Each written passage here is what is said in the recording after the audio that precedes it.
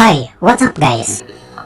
Dan untuk kali ini, aku akan membahas alur cerita dari film yang berjudul 13 Assassins, mengisahkan pertempuran 13 orang samurai dalam menghadapi jumlah musuh yang berkali lipat lebih banyak demi menghapus kekejaman seorang anak raja. Kisah ini diawali dari seorang pria yang duduk di depan kediaman klan Akashi. Dengan wajah yang penuh keyakinan, dia mengambil pisau lalu dia melakukan harakiri. Harakiri ini dilakukan olehnya sebagai bentuk protes pada klan Akashi karena salah satu anak di klan itu bertindak sangat kejam pada rakyatnya. Dia bernama Naritsugu. Dia selalu bertindak sewenang-wenang, bahkan cenderung kejam dan psikopat. Pernah pada suatu hari, ketika dia menginap di suatu tempat, seorang pelayan wanita yang sedang bersujud di hadapannya tiba-tiba dia tarik dan dia bawa ke kamar. Lalu tanpa belas kasihan, dia nodai wanita itu. Suaminya yang mengetahui hal itu terpaku tak bisa berkata apa-apa. Dan tiba-tiba Naritsugu menghunuskan pedangnya pada suami itu tepat di hadapan istrinya.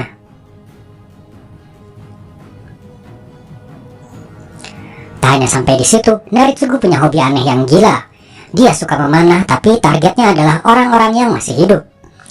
Suatu hari, sebuah keluarga, ayah, ibu, dan anak dijadikan target panah dia.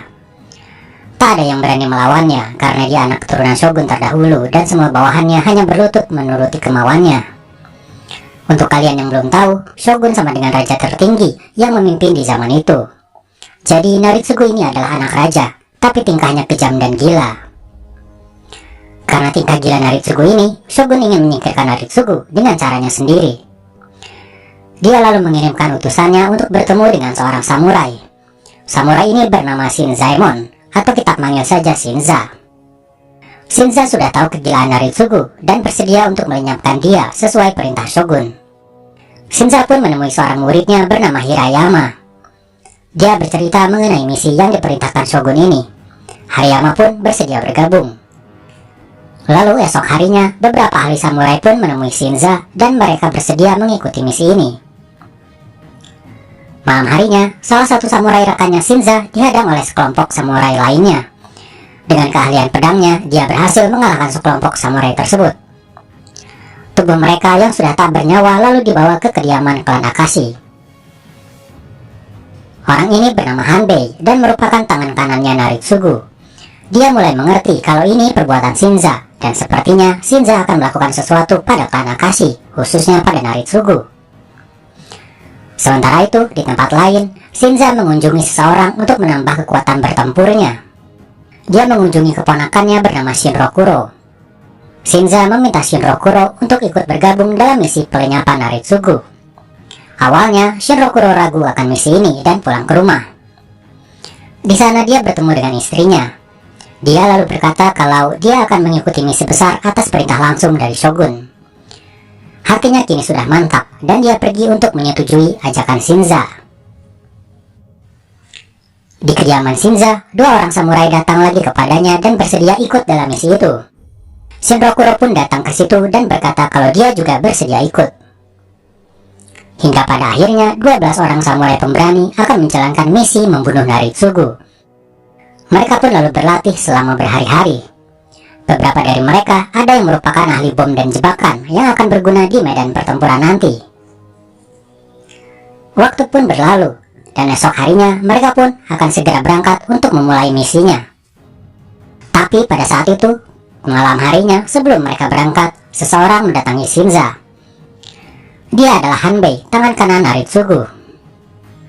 Ternyata Hanbei ini adalah sahabat Shinza sewaktu berlatih pedang sewaktu kecil hingga dewasa. Dan kini Hanbei tahu kalau Shinza punya misi untuk membunuh Naritsugu, tuannya. Di situ Hanbei berkata kalau dia akan melindungi tuannya dengan nyawanya. Dan walaupun mereka bersahabat, Hanbei tak segan-segan untuk membunuh Shinza. Selesai berbicara, Hanbei pun pergi dari situ. Keesokan harinya, rombongan Naritsugu bersiap melakukan perjalanan menuju kota lain. Sementara itu, di kediaman Shinza, dia sedang memperkirakan kemana saja rombongan Naritsugu akan bergerak. Shinza berencana untuk menyergap mereka di suatu tempat yang tidak biasa. Rencana Shinza adalah mereka akan membelokkan pergerakan rombongan itu di satu kota, sehingga mereka akan mengambil jalan lain. Lalu mereka akan sampai di kota yang Shinza sudah persiapkan sebagai tempat pertempuran. Mereka pun berangkat dengan berkuda. Dengan kecepatan penuh, di tengah hujan, mereka melesat menuju kota lain untuk mengejar rombongan Naritsugu. Setelah seharian berkuda, mereka lalu beristirahat di sebuah desa kecil. Namun tiba-tiba, beberapa samurai keluar dari sebuah kedai dan menghalangi jalan Shinza dan rombongannya. Mereka ini adalah anak buahnya Naritsugu. Mereka pun langsung menyerang Shinza dan yang lainnya. Kemampuan kawanan Shinza lebih tinggi dari mereka, sehingga anak buah Naritsugu bisa mereka kalahkan. Setelah itu, Shinza pun berkata kalau sepertinya di desa dan kota lain kita akan mengalami hal yang sama dihadang seperti ini. Maka dari itu, mereka pun memutuskan untuk pergi melewati jalur lain, yaitu melewati pegunungan. Setelah sekian lama berjalan di sebuah gunung, mereka sadar kalau sepertinya mereka tersesat. Di saat itulah, tiba-tiba mereka melihat seseorang bergantungan di atas, terperangkap oleh sebuah jebakan. Mereka pun menyelamatkan orang itu. Orang itu sangat lusuh dan kotor, dan sepertinya memang orang gunung, hidup sehari-hari di alam liar. Dia mengenalkan dirinya bernama Kiga, dan dia bersedia memberitahu arah jalan menuju tujuan Shinza, asalkan dia diberi makanan. Lalu Kiga pun mulai memandu Shinza dan yang lainnya menyusuri daerah pegunungan itu untuk sampai kembali ke kota. Sementara itu, rombongan Naritsugu sedang dalam masalah. Kota yang akan mereka lewati dihadang oleh masyarakat di kota itu. Ini adalah sebuah bentuk protes atas kegilaan Naritsugu, dan mereka tak sudi kotanya dilintasi oleh orang kejam macam Naritsugu. Dengan angkuh, Naritsugu berjalan mendekati masyarakat yang memblokadenya. Dan tiba-tiba beberapa orang bersenapan mengacungkan senapannya pada Naritsugu. Karena tahu kalau kecepatan pedang akan kalah dengan kecepatan peluru, Hanbei sebagai tangan kanannya meminta tuannya untuk mundur dan sebaiknya memilih jalan lain saja.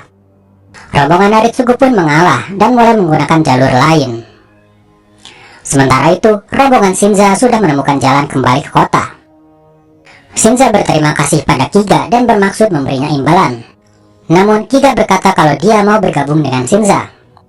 Awalnya beberapa dari mereka tak setuju dan bermaksud membuatnya pingsan dengan memukulnya. Tapi kepalanya sangat keras, membuat semuanya heran dan takjub. Shinza lalu berkata kalau sepertinya kekuatan Kiga ini bisa digunakan dalam misi ini dan setuju dia bergabung bersamanya. Kini jumlah mereka menjadi 13 orang. Mereka pun melanjutkan perjalanan hingga tiba di desa tujuan mereka. Di sana mereka disambut oleh teman Shinza yang juga seorang samurai. Desa ini adalah desa yang akan Naritsugu lewati beberapa hari lagi. Maka dari itu, desa ini disiapkan sedemikian rupa oleh Shinza sebagai tempat pertempuran. Mereka mendapat informasi kalau rombongan Naritsugu berjumlah 70 orang dan dalam beberapa hari lagi akan melewati desa tersebut. Pada suatu malam, Shinrokuro mengobrol dengan Kiga, menyuruhnya untuk pergi saja karena akan terjadi pertempuran besar-besaran di sini. Kiga bukanlah seorang samurai dan dia tak punya kewajiban untuk mengikuti misi ini. Namun Kiga tak mau pulang, dia lebih memilih untuk ikut bertarung dalam pertempuran. Beberapa hari pun berlalu dan waktu perkiraan kedatangan Naritsugu sudah lewat. Shinza bertanya-tanya apakah Naritsugu melewati jalan lain. Jika benar, maka misi ini akan gagal. Tapi Shinza berkata pada rekan-rekannya yang lain kalau kita menunggu saja beberapa hari lagi, dia yakin Naritsugu akan melewati desa ini. Hingga pada suatu pagi, seorang rekan Shinza melapor kalau Naritsugu sudah dekat mengarah ke desa itu. Yang mengejutkannya adalah ternyata rombongan Naritsugu sekarang berjumlah 200 orang, bukan 70. Shinza yang mendengar hal itu tak gentar, malah dia membakar semangat yang lainnya untuk bertarung habis-habisan, mempertaruhkan nyawanya demi misi ini. Mereka pun keluar, membawa panah dan busur, dan mengambil posisi bertempur. Sementara itu, rombongan Naritsugu tiba di gerbang desa. Hanbei masuk ke desa terlebih dahulu, mengecek apakah keadaan aman atau tidak. Dia melihat desa itu seperti desa biasanya. Masyarakat sedang berjalan kaki dan memulai hari-hari mereka. Tentu saja ini adalah trik Shinza untuk mengelabui Naritsugu. Hanbei pun kembali ke rombongannya dan berkata kalau desa itu aman. Lalu mereka pun mulai memasuki desa. Ketika sudah berada di tengah desa, tiba-tiba Hanbei melihat beberapa pedang tertancap di tempat yang tak biasa. Dia langsung sadar kalau ini jebakan dan menyuruh semuanya untuk kembali mundur. Tapi terlambat gerbang desa tiba-tiba ditutup oleh gerbang kayu yang tinggi, membuat jalan terblokir. Mereka pun kembali ke jalan utama dan berusaha menyeberangi jembatan. Tapi rekan Shinza sudah siap dengan bomnya dan jembatan itu tiba-tiba meledak, membuat jalan terputus. Kini rombongan Naritsugu terjebak di dalam desa, tak bisa keluar kemana-mana. Dalam keadaan terjepit, tiba-tiba mereka melihat kerbau-kerbau punggungnya terbakar, mengamuk ke arah mereka. Mereka pun kewalahan dan berlarian, membuat formasi mereka berantakan. Di tempat lain, beberapa bom meledak di jalanan, membuat pasukan Naritsugu berhamburan dan tumbang. Lalu, terlihat Shinza akhirnya bertemu dengan Naritsugu, menyampaikan pesan langsung dari Shogun, bahwa dia diperintahkan untuk membunuhnya. Lalu sebuah anak panah melesat ke arah Naritsugu, tapi tembakannya meleset. Para prajurit langsung membentuk formasi untuk melindungi tuannya itu.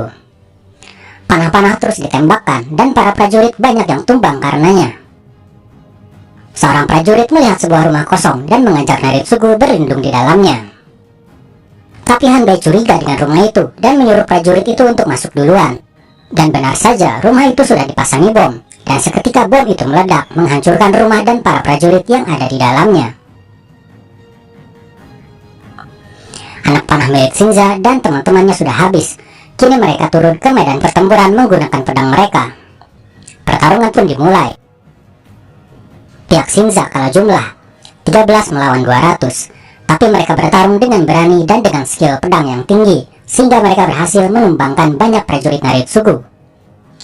Sementara itu, Naritsugu dan prajuritnya berhasil mencari jalan lain di desa itu. Tapi di jalan itu mereka melihat keanehan. Banyak pedang tertancap di sepanjang jalan, membuat mereka langsung waspada. Lalu dari arah berlawanan, muncul murid Shinza yaitu Hirayama. Dia langsung menyerang para prajurit Naritsugu dengan skill bertarungnya. Ternyata pedang-pedang yang tertancap adalah untuk digunakan kembali olehnya, agar pergerakannya semakin cepat dan efektif, sehingga dia lebih cepat dalam membunuh lawan-lawannya itu. Hirayama mengalahkan banyak musuh dengan skill bertarungnya itu, hingga dia sampai di depan Naritsugu dan hendak menyabetnya dengan pedangnya. Tapi di situ muncullah Hanbei yang melindungi tuannya itu.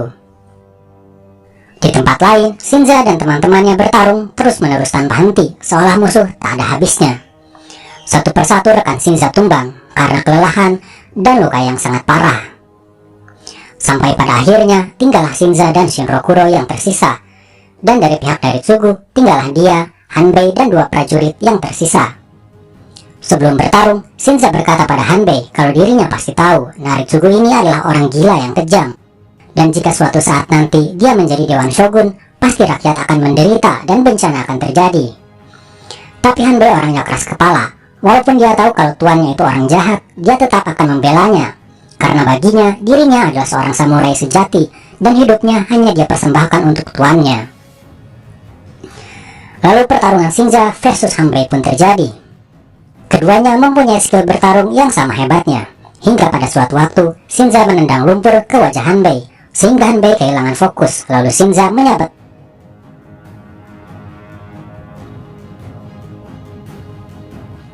Hanbei pun kalah di situ.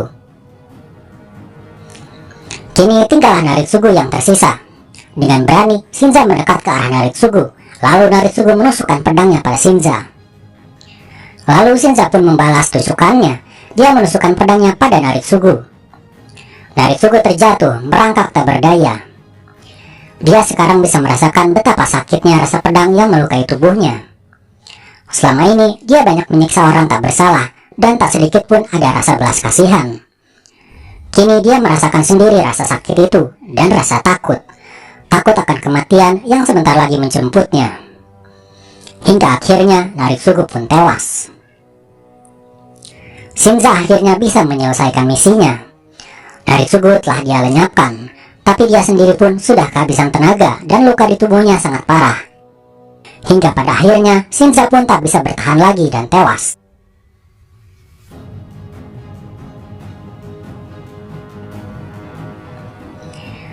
Kini hanya ada Shinrokuro, satu-satunya samurai yang masih hidup.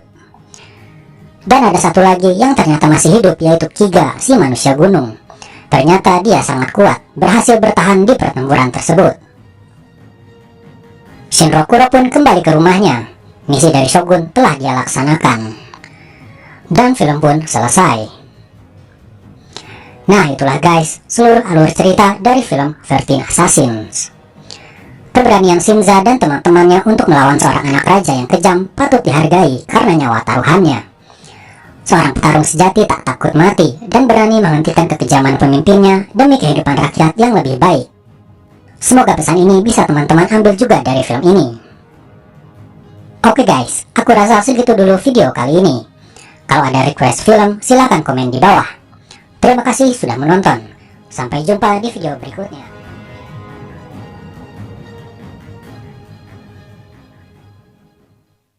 Once again.